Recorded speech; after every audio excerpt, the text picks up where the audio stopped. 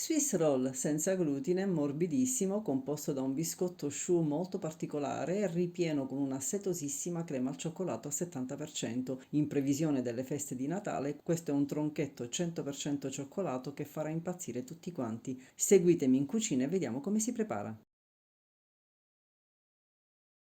Almeno 6 ore prima, ma anche il giorno prima, si inizia preparando la ganache al cioccolato. Si trita il cioccolato, lo si versa in una ciotola, in un contenitore, poi sopra il cioccolato si versa la panna portata a bollore, si aspetta qualche secondo, si mescola in maniera tale che il cioccolato fonda completamente, poi si aggiunge il burro morbido e con un frullatore ad immersione si omogeneizza il tutto.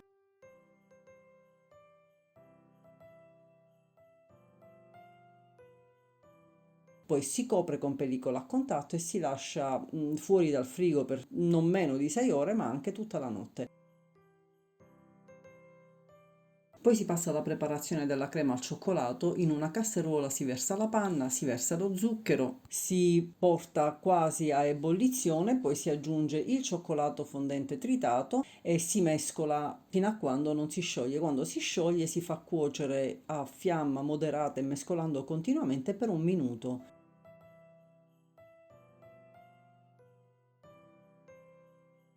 Ottenuta questa crema molto liscia, la si versa in un contenitore, anche questa la si copre con pellicola a contatto e la si lascia per circa 6 ore a temperatura ambiente o se la fate il giorno prima la mettete in frigorifero. Poi si passa alla preparazione di questo particolarissimo biscuit choux. Si setacciano la farina di riso e il cacao amaro, si versano in una ciotola, poi in una casseruola si aggiunge il latte, metà dello zucchero e il burro e si porta a ebollizione, cioè si aspetta che il burro si sciolga.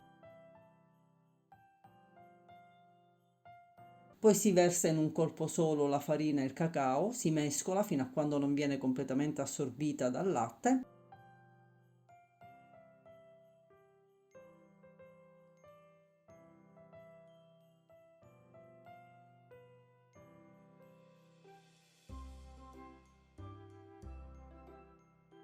E infine si aggiunge la farina di mandorle. Queste sono mandorle non pelate, potete utilizzare la farina di mandorle pelate, non cambia nulla. Quando si ottiene questo composto, quindi si aggiunge la farina di mandorle e a partire da questo minuto si mescola e si cuoce questa pastella per circa un paio di minuti. Bisogna farla un pochettino asciugare. Questa è una ricetta dello chef pasticcere Ettore Cioccia che io ho voluto rifare rendendola senza glutine e senza miscele pronte. Ottenuta quindi questa pastellina così omogenea, l'ho versata nella ciotola della planetaria e poi con la foglia l'ho lavorata in maniera tale che si intiepidisse un pochettino.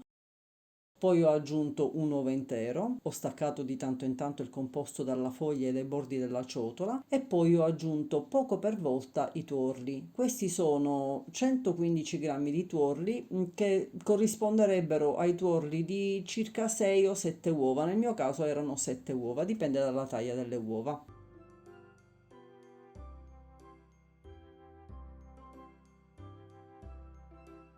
Una volta fatti incorporare tutti i tuorli, ho lasciato lavorare la macchina a velocità sostenuta fino a quando non ho ottenuto un composto molto omogeneo e molto liscio.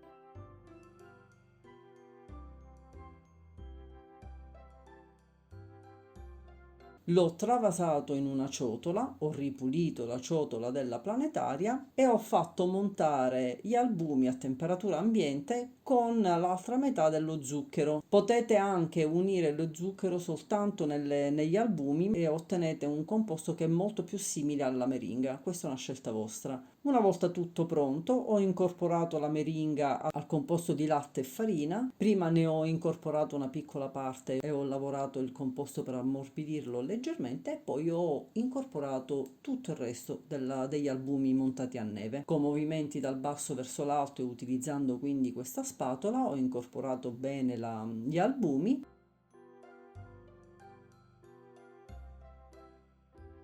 e poi ho versato il composto in uno stampo foderato di carta da forno. Nella ricetta originale non è segnata la dimensione dello stampo, io ero partita con uno stampo rettangolare un po' più piccolino, per fortuna è uno stampo regolabile e quindi sono riuscita ad allargarlo un pochino fino a quando non ho ottenuto un rettangolo di circa 37 cm per 30 cm, quindi è un rettangolo. Poi ho distribuito tutto il composto sulla superficie dello stampo cercando di ottenere una superficie liscia e omogenea. All'incirca siamo sul centimetro di altezza, un centimetro e due.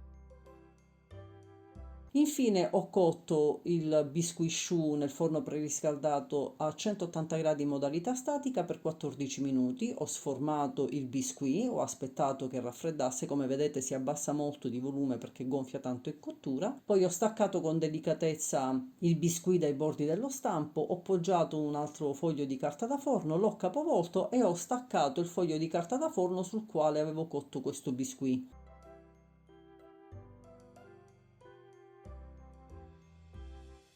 Poi ho risvoltato nuovamente il biscuit perché questa parte che era attaccata alla carta da forno sarà quella poi superficiale, quindi la crema la metteremo dall'altro lato.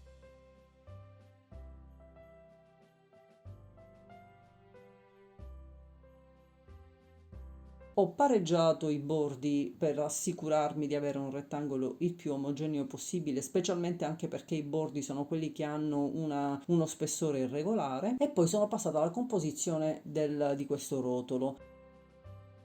Ho ripreso la crema al cioccolato che io avevo tenuto in frigorifero, quindi l'ho messa a temperatura ambiente per circa 3-4 ore prima di continuare la ricetta. Ho versato la crema nella ciotola della planetaria e ho montato la crema. L'ho montata fino a quando non aveva questo aspetto di panna montata. Nel mio caso forse era un pochettino troppo morbida, quindi se potete montatela leggermente di più rispetto a me perché poi si fa un po' di fatica da rotolare il biscuit. Ho spalmato la maggior parte della crema sopra la superficie del biscuit choux, ne ho versato una piccola parte in una sacca da pasticceria con un'apertura piuttosto larga di circa 2 cm. Io non ho una bocchetta larga 2 cm, quindi non l'ho utilizzata. Poi, dopo aver spalmato uniformemente la crema su tutto il biscuit, ho distribuito due strisce di altra crema al cioccolato in un'estremità corta del mio rettangolo e poi, aiutandomi con la carta da forno, ho arrotolato il biscuit. Non ho ottenuto un biscuit proprio perfettissimo perché, come vi dicevo, la crema era leggermente più morbida. Probabilmente avrei dovuto aspettare e metterlo un po' in frigo prima di arrotolarlo, ma alla fine lo Swiss roll viene benissimo lo stesso.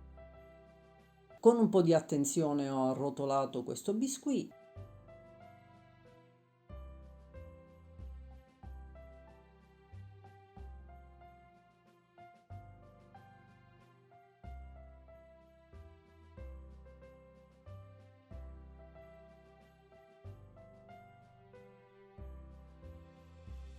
L'ho girato in maniera tale che la parte della chiusura aderisse sulla carta da forno, l'ho arrotolato bene serrando la carta da forno, così ho cercato di avere qualcosa di più omogeneo, e l'ho messo in frigorifero per mezz'ora. Potete tenerlo in frigo anche molto di più, anche un'ora, anzi forse è meglio. Infine bisogna riprendere la ganache. Se l'avete preparata il giorno prima, comunque l'avete tenuta a temperatura ambiente, basta semplicemente lavorarla con una spatola o con una frusta in maniera tale da lisciarla, perché tende a rassodare parecchio vista la grande quantità di cioccolato fondente che c'è. L'ho versata in una sacca da pasticceria, non serve che abbia il beccuccio, tanto dobbiamo semplicemente ricoprire la superficie del rotolo, e poi ho distribuito delle strisce di ganache su tutto il rotolo.